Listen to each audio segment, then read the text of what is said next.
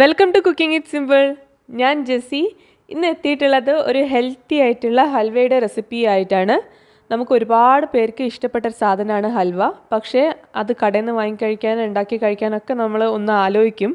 കാരണം അതിലുള്ള നെയ്യും ഷുഗറും തന്നെയാണ്.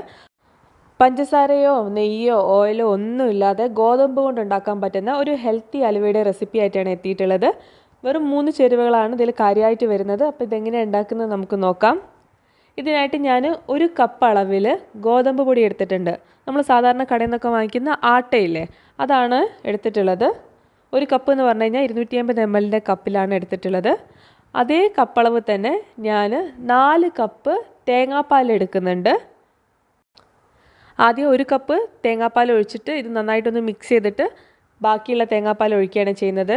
എല്ലാം കൂടെ ഒരുമിച്ച് ഒഴിച്ചു കഴിഞ്ഞാൽ ഈ ഗോതമ്പ് പൊടി ചിലപ്പം കട്ട പിടിക്കാനുള്ള ചാൻസ് ഉണ്ട്. നമുക്കിതൊരു സ്മൂത്തായിട്ടുള്ള ഒരു ബാറ്റർ പോലെ ആയിട്ട് കിട്ടണം. ഇതുപോലെ വായ്വട്ടമുള്ള പരന്ന നോൺ സ്റ്റിക്ക് പാത്രം എടുക്കുന്നതാണ് ഏറ്റവും നല്ലത്. അപ്പോൾ നിങ്ങൾക്ക് നല്ല എളുപ്പത്തിൽ തന്നെ ഹൽവ ആയി കിട്ടും. അതുപോലെ തന്നെ തേങ്ങാപ്പാൽ എടുക്കുമ്പോൾ നല്ല കട്ടിയുള്ള തേങ്ങാപ്പാൽ എടുക്കുക. അതായത് നമ്മൾ 1-ാം പാൽ എടുക്കൂലേ, ആ 1-ാം പാൽ തന്നെ എടുക്കുക. നമ്മളിതിൽ പ്രത്യേകിച്ച് ഓയിലോ നെയ്യോ ഒന്നും ചേർക്കുന്നില്ല. നമുക്ക് ഈ ഒരു എണ്ണ മയം വരുന്നത് ഈ നമ്മൾ ചേർക്കുന്ന തേങ്ങാപ്പാലിൽ നിന്നാണ്. അപ്പോൾ നമ്മൾ നല്ല കട്ടിയുള്ള തേങ്ങാപ്പാൽ തന്നെ എടുക്കണം. ഞാനിപ്പോൾ 4 കപ്പ് തേങ്ങാപ്പാൽ ഇതിലേക്ക് ചേർത്തിട്ട് ഇത് നന്നായിട്ട് കട്ടയൊന്നും ഇല്ലാതെ മിക്സ് ചെയ്തിട്ട് എടുത്തിട്ടുണ്ട്. നിങ്ങൾക്ക് വേണമെന്നുണ്ടെങ്കിൽ ഒരു അരിപ്പയിലൂടെ അരിച്ചെടുക്കാം. അതല്ല ഇതെല്ലാം കൂടെ മിക്സിയിലിട്ടിട്ട് ഒന്ന് കറക്കിയെടുത്താലും മതി. അപ്പോൾ തീരെ കട്ടയില്ലാതെ കിട്ടും. 3 വലിയ അച്ച് ശർക്കരയാണ് ഞാൻ ഈ ഒരു ഹൽവ ഉണ്ടാക്കാനായിട്ട് എടുത്തിട്ടുള്ളത്. ഒരു വലിയ അച്ച് എന്ന് പറയുന്നത് 100 ഗ്രാമാണ്. ഇത് മൊത്തം 300 ഗ്രാമാണ് വെയിറ്റ് വരുന്നത്. ഇതൊന്ന് ഞാൻ ചതച്ചെടുത്തിട്ടുണ്ട്. അതിലേക്ക് 1/2 കപ്പ് വെള്ളം ഒഴിച്ചിട്ട് ശർക്കര പാനി ഉണ്ടാക്കാനായിട്ട് അടുപ്പത്ത് വെച്ചിട്ടുണ്ട്. നമ്മൾ സാധാരണ ശർക്കര പാനി ഉണ്ടാക്കുന്ന പോലെ തന്നെയാണ്.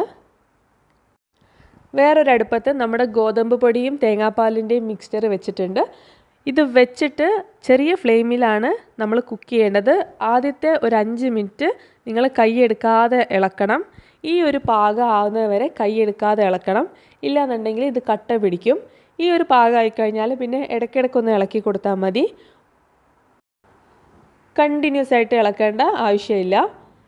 ഇപ്പോൾ ഒക്കെ ഞാൻ ഫ്ലെയിം ലോയിൽ തന്നെയാണ് വെച്ചിട്ടുള്ളത്. ഇത് ചെറിയ ഫ്ലെയിം കിടന്നിട്ട് നമ്മുടെ ഗോതമ്പ് നന്നായിട്ട് വെന്ത് കിട്ടണം. ഇപ്പോൾ കുട്ടികൾക്കൊക്കെ കുറുക്ക് കൊടുക്കുന്ന ആ ഒരു പാകം ആയിട്ടുണ്ട്. ഈ ഒരു സമയത്ത് ഞാനിതിലേക്ക് കുറച്ച് ഉപ്പിട്ട് കൊടുക്കുന്നുണ്ട്. 1/4 ടീസ്പൂണിലും പകുതിയാണ്, 3-4 നുള്ളു ഉപ്പിട്ട് കൊടുക്കുന്നുണ്ട്.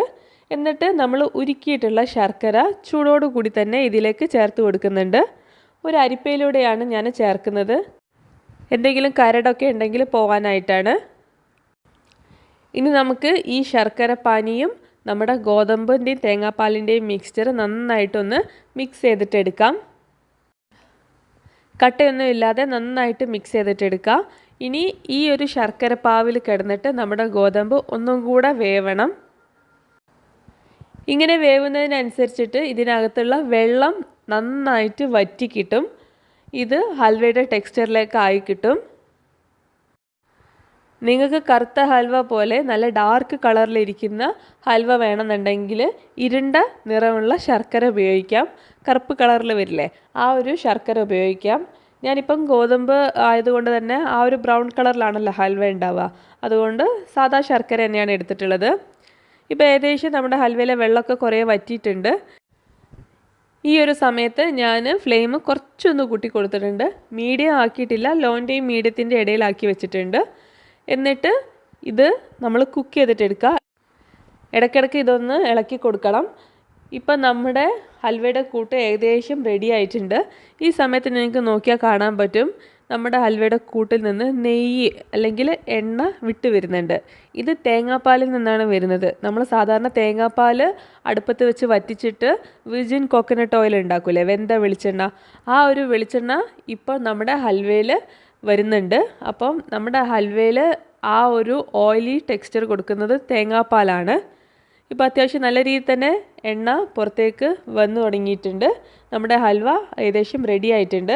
ഇപ്പോൾ ഞാൻ മൊത്തം പറയുകയാണെന്നുണ്ടെങ്കിൽ 30 മിനിറ്റായി നമ്മുടെ ഈ ഒരു മിക്സ്ചർ കുക്ക് ചെയ്യുന്നത്. നിങ്ങൾ അടുപ്പത്ത് വെച്ച് വേറെ എന്തെങ്കിലും ഉണ്ടാക്കുന്ന സമയത്ത് വേറൊരു അടുപ്പത്ത് ഇത് വെച്ചിരുന്നാൽ മതി. അപ്പോൾ എളുപ്പത്തിൽ തന്നെ കഴിയും. ഞാനിപ്പോൾ ഇതിലേക്ക് 1/4 ടീസ്പൂൺ ഏലക്ക പൊടിച്ചത് ഇട്ട് കൊടുക്കുന്നുണ്ട്. അതുപോലെ തന്നെ കുറച്ച് കശുവണ്ടി ഇട്ട് കൊടുക്കുന്നുണ്ട്. ഒരു 10 കശുവണ്ടിയൊക്കെ ഉണ്ടാവും. എന്നിട്ട് ഇത് നന്നായിട്ടൊന്ന് മിക്സ് ചെയ്യാം. ഇത്രയുള്ള പരിപാടി. ഈ എണ്ണ നമ്മുടെ ഹൽവ മിക്സ്ചറിന് വിട്ട് വരുന്ന പാകമാവുന്ന വരെ നിങ്ങൾ കുക്ക് ചെയ്യണം. ഇപ്പോൾ അത് അത്യാവശ്യം നല്ല രീതിയിൽ തന്നെ എണ്ണ നമുക്ക് കാണാൻ പറ്റുന്നുണ്ട്. പാനിലൊക്കെ നന്നായിട്ട് എണ്ണ കാണുന്നുണ്ട്. ഈ ഒരു സമയം വരെ ഇത് കുക്ക് ചെയ്തിട്ടെടുക്കുക. ഇതാണ് ഇതിൻ്റെ പാകം. ഇതുപോലെ ഒരുമിച്ച് കിട്ടണം. അതുപോലെ തന്നെ ഇങ്ങനെ മറിച്ചിടുമ്പോൾ അടിഭാഗം ഇതുപോലെ മൊരിഞ്ഞ് കാണാനും പറ്റും. ഇനി നമുക്ക് ഇത് ഒരു ട്രേയിലേക്ക് സെറ്റ് ചെയ്യാനായിട്ട് വയ്ക്കാം. ചൂട് പറ്റുന്ന ഏതൊരു പാത്രത്തിൽ നിങ്ങൾക്കിത് സെറ്റ് ചെയ്യാം. ഞാനിപ്പോൾ എടുത്തിട്ടുള്ളത് ഒരു ബ്രെഡ് ലോഫാണ്. ഇതെന്നെ എടുക്കണമെന്ന് ഒരു നിർബന്ധമില്ല. ഗ്ലാസിൻ്റെയോ സ്റ്റീലിൻ്റെയോ ഒക്കെ സ്ക്വയർ ആയിട്ടുള്ള പാത്രമാണെന്നുണ്ടെങ്കിൽ കറക്റ്റ് നിങ്ങൾക്ക് ഹൽവയുടെ ഷേപ്പ് കിട്ടും. ഞാനിപ്പോൾ ഹൽവയ്ക്ക് കുറച്ച് ഹൈറ്റ് കിട്ടാനായിട്ട് ഈ ഒരു മിക്സ്ചറിന് സൈഡിലേക്കായിട്ട് ഒന്ന് പ്രസ് ചെയ്തിട്ട് കൊടുക്കുന്നുണ്ട്. നമ്മൾ പരത്തി കഴിഞ്ഞാൽ നമ്മുടെ ഹൽവ പരന്നിട്ടാണ് ഉണ്ടാവുക. അപ്പോൾ ഹൈറ്റ് ഉണ്ടാവില്ല. അപ്പോൾ ഹൈറ്റ് കിട്ടാനായിട്ട് ഞാൻ ഇങ്ങനെ ചെയ്യുന്നത്. ഇനി നിങ്ങൾ ഡബിൾ മെഷർ എടുക്കുകയാണെന്നുണ്ടെങ്കിൽ നിങ്ങൾക്ക് ഈ പാത്രം മുഴുവനായിട്ട് തന്നെ ഹൽവ കിട്ടും. ഇത് നമുക്ക് ഇനി സെറ്റ് ആവാനായിട്ട് വെക്കാം. ഇപ്പോൾ ഇതിൽ നിന്നൊക്കെ നന്നായിട്ട് എണ്ണയൊക്കെ വിട്ട് വരുന്നുണ്ട്. നിങ്ങൾക്ക് കാണാനായിട്ട് പറ്റും. ഇത് നന്നായിട്ട് ചൂട് തടഞ്ഞു കഴിഞ്ഞാൽ നമുക്കിത് മറിച്ചിടാം. ഇത്രയുള്ള പരിപാടി. നമ്മുടെ ഹൽവ റെഡിയാണ്. ഇനി നമുക്കിതിൻ്റെ സൈഡൊക്കെ ഒന്ന് കട്ട് ചെയ്തിട്ട് ഇതിനെ നല്ല ഷേപ്പിലേക്ക് ആക്കിയിട്ട് എടുക്കാം. അങ്ങനെ നമ്മുടെ ഹെൽത്തി ആയിട്ടുള്ള ഹൽവ റെഡിയാണ്.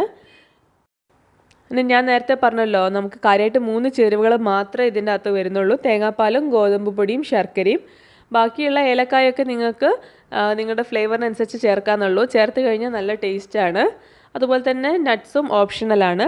ഇനി ഞാൻ നിങ്ങൾക്കിത് കട്ട് ചെയ്ത് കാണിച്ചു തരാം. ഇതിൻ്റെ ഒരു ടെക്സ്ചറൊക്കെ നിങ്ങൾ കടയിൽ നിന്ന് വാങ്ങിക്കുന്നതിനേക്കാളും നല്ല ടേസ്റ്റ് ആയിരിക്കും ഇത് കഴിക്കാൻ. ഇതിൻ്റെ ഈ ഒരു ടെക്സ്ചറും ആ ഒരു എന്താ പറയുക, ഹൽവയുടെ സ്ട്രെച്ചിനെസ് ഒക്കെ നന്നായിട്ട് വന്നിട്ടുണ്ട്. നന്നായിട്ട് ചൂട് തണിഞ്ഞതിന് ശേഷം മാത്രമേ നിങ്ങളിത് കട്ട് ചെയ്യാൻ പാടുള്ളൂ. അല്ലാന്നുണ്ടെങ്കിൽ ഇത് കയ്യിലൊക്കെ പിടിക്കുന്ന ആ ഒരു പാകത്തിലാണ് ഉണ്ടാവുക. ചൂട് തണിഞ്ഞു കഴിഞ്ഞാൽ ഇത് നല്ല ഹൽവയുടെ കഷ്ണം പോലെ തന്നെ നിങ്ങൾക്ക് മുറിച്ചെടുക്കാനായിട്ട് പറ്റും. അപ്പോൾ എല്ലാവരും തീർച്ചയായിട്ടും ട്രൈ ചെയ്ത് നോക്കണം. അതുപോലെ തന്നെ നിങ്ങൾ ചാനൽ കാണാത്ത അല്ലെങ്കിൽ സബ്സ്ക്രൈബ് ചെയ്യാത്ത ഒരാളാണെന്നുണ്ടെങ്കിൽ തീർച്ചയായിട്ടും ഒന്ന് സബ്സ്ക്രൈബ് ചെയ്യുക. താഴെ കാണുന്ന ചുവന്ന സബ്സ്ക്രൈബ് ബട്ടൺ ക്ലിക്ക് ചെയ്യുക. കൂടെ വരുന്ന ബെല്ലൈക്കൺ ക്ലിക്ക് ചെയ്ത് ഓൾ എന്ന ഓപ്ഷൻ എടുക്കുകയാണെന്നുണ്ടെങ്കിൽ ഞാൻ വീഡിയോസ് ഇടുമ്പോൾ സമയത്തൊക്കെ നിങ്ങൾക്ക് നോട്ടിഫിക്കേഷൻ കിട്ടും.